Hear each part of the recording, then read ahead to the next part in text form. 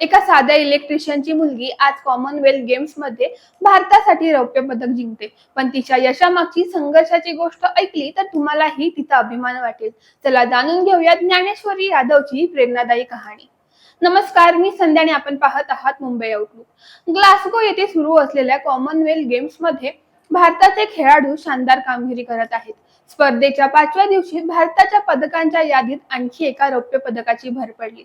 महिलांच्या 53 किलो वजनी गटामध्ये भारताच्या वेटलिफ्टर ज्ञानेश्वरी यादवने जबरदस्त प्रदर्शन करत रौप्य पदक जिंकलं आणि संपूर्ण देशाचे मान अभिमानाने उंचावली. पण हे यश एका दिवसातच मिळालेलं नाही.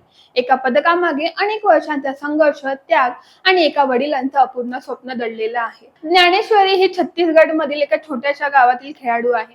तिचे वडील दीपक यादव हे एक उत्कृष्ट बॉडी बिल्डर होते. त्यांनी 1997 ते 98 मध्ये मिस्टर मध्य प्रदेश किशोर आणि छत्तीसगड कुमार यांसारखे अनेक मानाचे किताब जिंकले होते.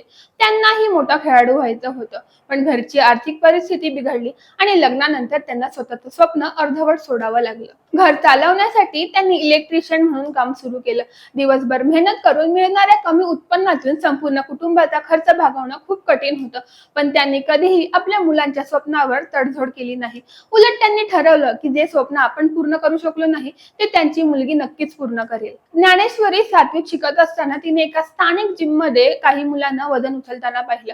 त्याच क्षणी तिच्या मनात वेटलिफ्टिंगची आवड निर्माण झाली. ती रोज सराव करू लागली. तिच्या प्रशिक्षणात किंवा आहारात कोणतीही कमतरता पडू नये म्हणून तिचे आई आणि वडील स्वतःच्या अनेक गरजा बाजूला ठेवू लागले.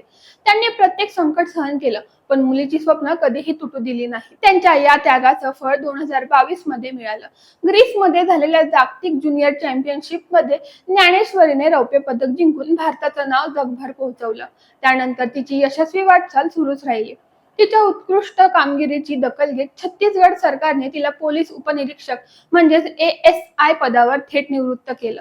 त्यामुळे कुटुंबाची आर्थिक परिस्थिती सुधारली आणि अनेक वर्षांचा संघर्ष यशात बदलला. आज ग्लासगो मध्ये जिंकलेलं हे रौप्य पदक फक्त ज्ञानेश्वरी यादवचं नाही, तर ते एका वडिलांच्या त्यागाचं, विश्वासाचं आणि कष्टाचं प्रतीक आहे. ही गोष्ट आपल्याला एकच शिकवते की मोठी स्वप्न पाहण्यासाठी श्रीमंत असण्याची गरज नसते, पण ती पूर्ण करण्यासाठी जिद्द, मेहनत आणि कुटुंबाची साथ असणं खूप महत्त्वाचं असतं.